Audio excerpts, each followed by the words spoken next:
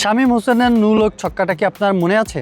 নিউজিল্যান্ডের বিপক্ষে প্রথম টি-20তে তিনি যেই ছক্কাটা খেলেছেন, সেই ছক্কাটা শুধু আপনি কিংবা অন্য কেউ নয়, তার নন স্ট্রাইক প্রান্তে যিনি ছিলেন তাওহিদ হৃদয়, তিনিও বেশ উপভোগ করেছেন। শামীমের ব্যাটিংটা আসলে তিনি সবসময় নাকি উপভোগ করেন, কারণ এইটাই বাকিদের চেয়ে, মানে বাংলাদেশ দলের যে বাকি ব্যাটসম্যানরা আছে তাদের চেয়ে একটু আলাদা। সে কারণে আসলে তাওহিদ হৃদয় উপভোগ করেন।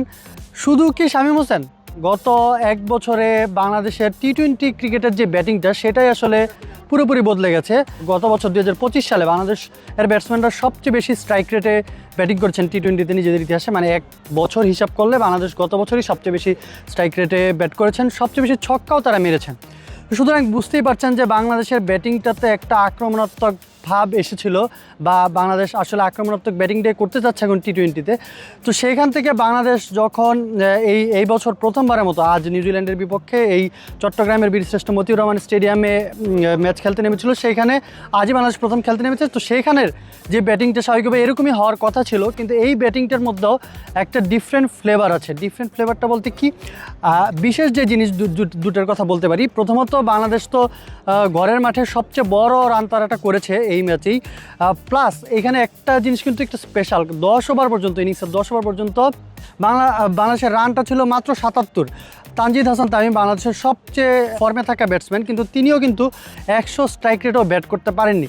সেই জায়গা থেকে বাংলাদেশ কিন্তু একটা বিরাট কনসার্নের জায়গা ছিল। পরের 10 ওভারে বাংলাদেশের 100-র বেশি রান তুলতে হতো। সেটা যে বাংলাদেশ শুধু তুলেছে তাই নয়, 2 ওভার আগেই খেলাটা শেষ করেছে।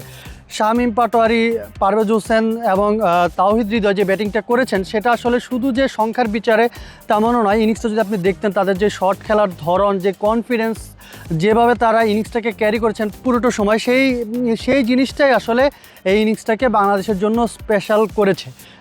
এই ম্যাচ জয়টা বাংলাদেশের জন্য একটু স্পেশালি হয়েছে। এর আগে যখন বোলিংয়ে বাংলাদেশ বোলিং করেছিল, টস জিতে বাংলাদেশের অধিনায়ক লিটন দাস তিনি বোলিং বেছে নিয়েছিলেন। বাংলাদেশের শুরুটা কিন্তু সেখানেও খুব একটা ভালো হয়নি। 6 ওভারে 66 রান তুলে ফেলেছিল নিউজিল্যান্ড। সেখান থেকে রিশাদ হোসেন প্রথমে উইকেট এনে দেন, তারপরে আরও কয়েকটা উইকেট। সেখান থেকে লাস্ট ওভারটা পারভেজ হোসেন, রিপন মণ্ডল করেছিলেন। রিপন মণ্ডল কোনো বাউন্ডারি হজম করেননি, মাত্র 6 রান দিয়েছেন।